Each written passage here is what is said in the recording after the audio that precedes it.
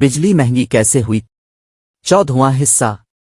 जो लोग ख्वाजा आसिफ के मिजाज से वाकिफ थे वो भी हैरान थे कि वो कब तक खामोश रहेंगे और उनके इर्द गिर्द जो प्लांट्स के नाम पर खेल खेले जा रहे हैं उनको कब तक नजरअंदाज करते रहेंगे। आखिर एक दिन ख्वाजा आसिफ ने पार्लियामेंट में सबका भांडा फोड़ दिया जब उन्होंने पावर प्लांट्स मालिकान को डाकू करार दिया कि वो मुल्क और अवाम को दोनों हाथों से लूट रहे हैं।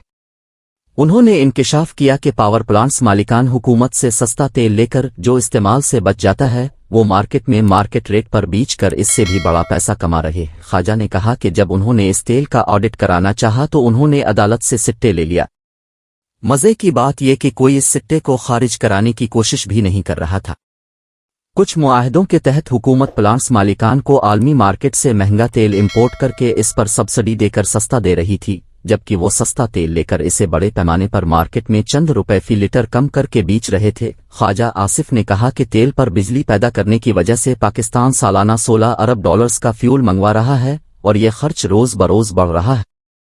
बात यहाँ खत्म नहीं हुई। एक दिन इस वक्त के वजीर पेट्रोलियम शाहिद खाकान अब्बासी ने इंकिशाफ किया कि जब वो कतर से LNG का मुआहिदा करने का मंसूबा सामने लाए उन्हें धमकियां दी गईं कि अगर तुमने LNG मंगवाई तो तुम्हारा हश्र कर दिया जाएगा। शाहिद खाकान अब्बासी का कहना था कि पाकिस्तान में आयल इंपोर्ट माफिया बहुत तगड़ा है, जिसको खतरा था कि अगर फ्यूल की बजाय बिजली LNG पर बनना शुरू हो गई तो वो जो लंबा माल तेल से कमा रहे हैं वो कमाई कम हो जाएगी। ताहम जब शाहिद खाकान अब्बासी से पूछा गया कि वो कौन लोग हैं जिन्होंने हुकूमत के एक वजीर तक को तड़ी लगा दी तो अब्बासी साहिब टाल गए, जिस पर कुछ सवालात भी उठे कि वाकई किसी ने धमकी दी भी थी या वो खुद ही ये बात बनाकर LNG डील का रास्ता हमवार कर रहे थे, जिस पर उन दिनों एतराज़ात हो रहे थे कि कतर से महंगा सौदा किया जा रहा है। पार्लियामेंट में भी इस पर खासा शोर शराबा हुआ कि वो मुआहिदा सामने लाया जाए कि किस रेट पर कतर से सौदा किया जा रहा है। इस शक की वजह यह थी कि वजीर आजम नवाज शरीफ की कतरियों के साथ कारोबारी पार्टनरशिप थी, जिसका राज बाद में पनामा केस में खुला जब शरीफों ने अदालत को बताया कि लंदन के फ्लैट्स जिन पर सारा हंगामा हुआ था वो दरअसल उनकी कतरियों से कारोबारी सेटलमेंट का नतीजा था, अगरचे पनामा दस्तावेजात कुछ और कहानी सुनाती थीं।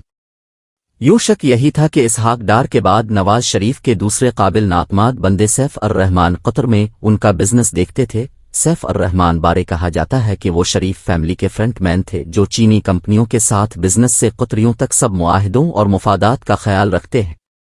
नवाज शरीफ ने इन अहम लोगों साथ फौरन रिश्तेदारी कर ली ताकि कहीं धोखे का इम्कान न रहे। पहले इसहाक डार को समधी बनाया ताकि वो घर के फर्द की तरह सल्तनत की खिदमत करते रहें और राज अपने दिल में रखें कि ये घर का मामला है। इसहाक डार के बाद ऐसा ही बंदोबस्त नवाज शरीफ फैमिली ने सैफ अर रहमान के साथ किया।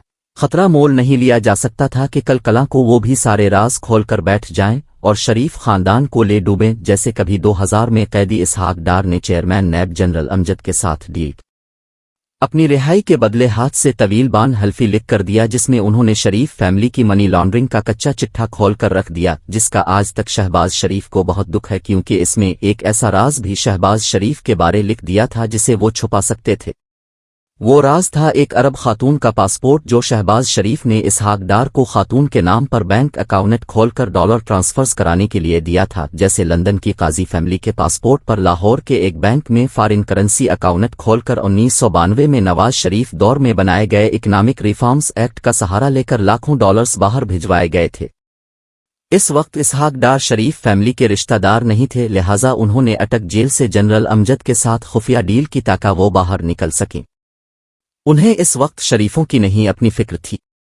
इसहाक डार के इस फैसले के बाद ही शरीफों ने फैसला किया कि डार और सैफ अर रहमान जैसे अहम लोग जो उनकी सल्तनत के मीनार थे उनके साथ रिश्तेदारी जरूरी है। जैसे तारीख में बादशाह दूसरे मुल्कों के साथ फौजी और सियासी अलायंस बनाने के लिए बच्चों के रिश्ते करते थे, यूं पहले इसहाक डार के बेटे की शादी नवाज शरीफ की बेटी से हुई तो अभी कुछ अरसा पहले सैफ अर रहमान की बेटी की शादी मरियम नवाज के बेटे से की गई है। मकसद वही था कि दोनों अहम राजदा हैं और उन्हें फैमिली में लाना था। अब पता चल रहा था कि एक तरफ शाहिद खाकान अब्बासी शरीफों के साथ मिलकर नई डील कर रहे थे जिस पर पार्टी के अंदर भी मसाइल उभर रहे थे, लेकिन इससे पहले उन पावर प्रोड्यूसर्स को एक्सपोज करना जरूरी था जो इस डील के रास्ते में रुकावटें पैदा कर रहे थे, क्योंकि उन्हें घर बैठे जो पैसा मिल रहा था वो खतरे में था। अब बिजली महंगे फ्यूल पर पैदा करने की बजाय LNG और कोयले के प्लांट से पैदा करने के मंसूबे बन रहे थे। قطر ہو یا چین، ان دونوں ڈیلز میں سیف الرحمان شامل تھے۔ ساتھ میں شہباز شریف اور ان کے بیٹے بھی ایکٹیو ہو رہے تھے کہ بجلی اور چینی کمپنیوں کے نام پر وہ پاکستان میں کوئلے کے پلانٹس لگا سکتے تھے۔ سیف الرحمان کو ساری گیم کا علم تھا۔ انہوں نے بھی کہا کہ جناب اس پورے کھیل میں کچھ ہمیں بھی دیں۔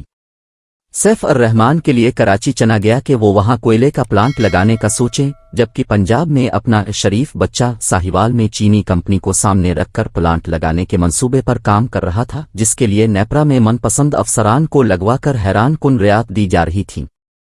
وہ نیپرا افسر جسے شریف خاندان اپنا بندہ سمجھ کر ایکسٹینشن بھی دے رہا تھا، ساتھ ہی شہباز شریف نے 2 DMG افسران فواد حسن فواد اور احد چیمہ کو مشن دے دیا کہ انہوں نے کیسے نیپرا سے ایسا ٹیرف اور رعایتیں لینی ہیں کہ سر و ہاتھ انگلیاں سب کچھ کڑاہی میں ہو۔ دونوں نے شہباز شریف کو مایوس نہیں کیا۔ اس ساری لوٹ مار میں نیا رنگ اس وقت آیا جب موجودہ نگران وزیر برائے انرجی محمد علی نے بہت محنت کے بعد مارچ 2022 میں پاور سیکٹر پر ایک شاندار انکوائری رپورٹ وزیر اعظم عمران خان کی حکومت کو پیش کی کہ کیسے کیسے پاور سیکٹر میں پاکستان اور عوام کو لوٹا گیا۔ باقی چھوڑے، خود وزیر اعظم عمران خان کے اپنے ہاتھ پاؤں پھول گئے جب رپورٹ میں انکشافات سامنے آئے۔ شریفوں نے ساہیوال اور کراچی کے کوئلے پلانٹس کے نام پر جو کھیل کھیلا تھا اس نے سب کو ہلا کر رکھ دیا۔ عمران خان کو بتایا گیا کہ ان کی اپنی کابینہ میں کچھ لاڈلے وزیر جو ان کے دائیں بائیں بیٹھے تھے وہ بھی پاور سیکٹر میں اس لوٹ مار کے کھیل میں شامل تھے۔ انکوائری رپورٹ کے مطابق ایک پلانٹ میں لاکھوں ڈالرز کا لمبا کھیل کھیلا گیا جس کی ادائیگی عوام کی جیب سے ہونی تھی۔ اب وزیر اعظم کو فیصلہ کرنا تھا کہ اس نے اپنے لاڈلے وزیروں کو بچانا ہے یا شریفوں کے نیپرا اور DMG افسران کی مدد سے کھیلے گئے لاکھوں ڈالرز کے کھیل کو ایکسپوز کرنا۔ دوستو، یہ مشہور کالم نگار اور صحافی روف کلاسرا کا کالم تھا جو 24 ستمبر 2023 کو روزنامہ دنیا میں شائع ہوا۔ ویڈیو اچھی لگے تو لائک کریں، چینل پر نئے ہیں تو سبسکرائب کریں اور گھنٹی کا بٹن دبا کر بیل نوٹیفیکیشنز آن کر لیں تاکہ ہماری تمام ویڈیوز کے نوٹیفیکیشنز آپ کو سب سے پہلے ملے۔ اب سے ملاقات ہوگی اپنی اگلی ویڈیو میں، تب تک کے لیے اللہ حافظ۔